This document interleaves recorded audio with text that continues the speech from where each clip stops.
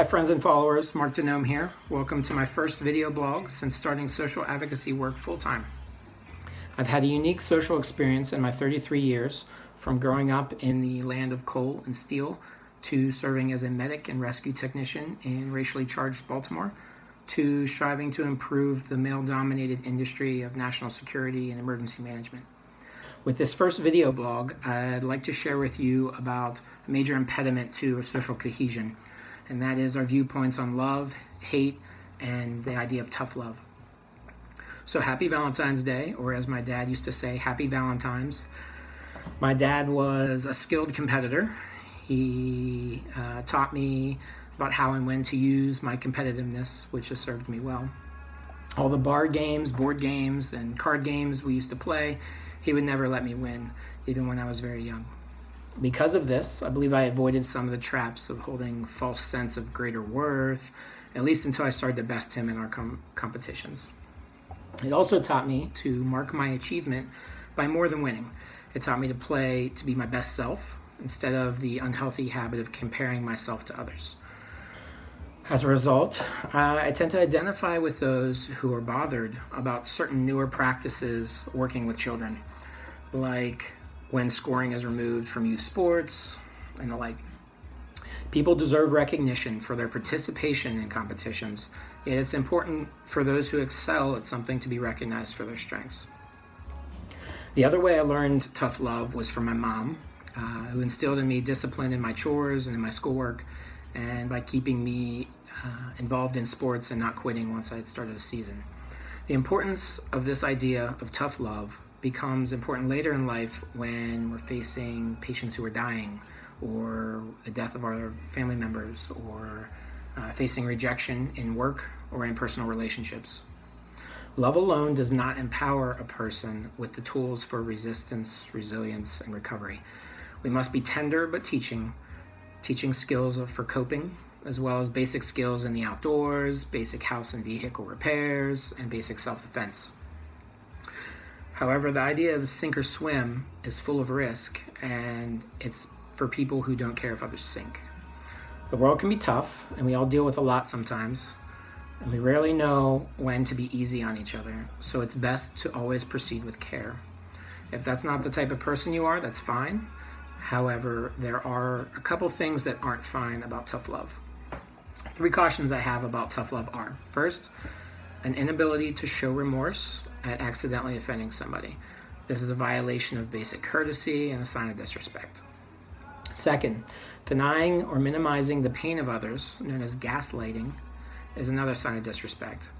Unless it's our job to do so, no one can force us to console somebody who's grieving. However, we delay, we make the problem worse when we don't identify, heal, and get help with our problems.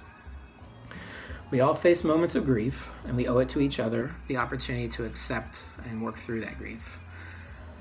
Third, judging and criticizing another because their choices contributed to their struggle.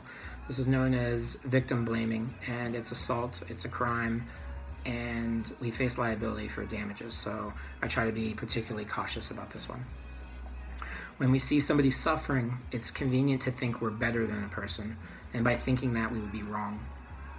We all make mistakes, little ones and big ones, and then we make them again and again. Who doesn't have a long list of dating mishaps or a thick pile of past speeding tickets?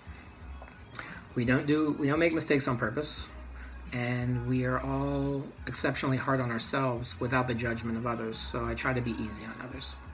I try to take time to listen to somebody suffering, encourage them to seek help when I think they need it, and call 911 if I think they're suicidal. Now, there's some obstacles to love that I want to talk about. First, dislike of others unlike us, like the nutritionally conscious or the environmentally conscious, or those reluctant to get their hands dirty in hard physical labor. The love movement is known to be full of people who wear flashy colors and break out in unusual dance and song.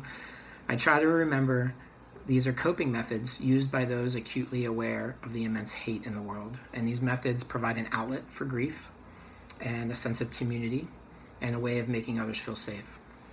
And I remind myself that many others who participate in this movement are more like you, like me. Second, another obstacle is not understanding privilege.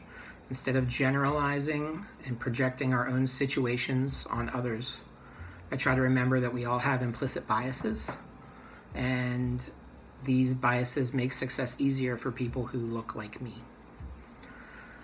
Third, an obstacle to experiencing love is the difficulty being vulnerable. By admitting when we are at fault or wrong, by overcoming the fear of caring too much. We have a tendency to worry that taking things so seriously will make us miserable. Yet many communities live in and face every day struggles without feeling misery, and they're still able to find laughter and joy easily. So crude or offensive jokes can be enjoyable.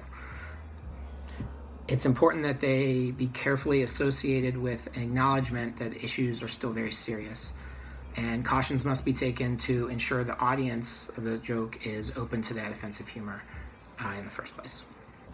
So in summary, show love, yet don't shield each other from adversity. Show remorse, yet don't gaslight or victim blame. And let's keep working through our dislike of others, facing our privilege, and being vulnerable. I'm interested in your thoughts and experiences on this topic, so please comment below. What other myths do you think impact our beliefs about love and hate?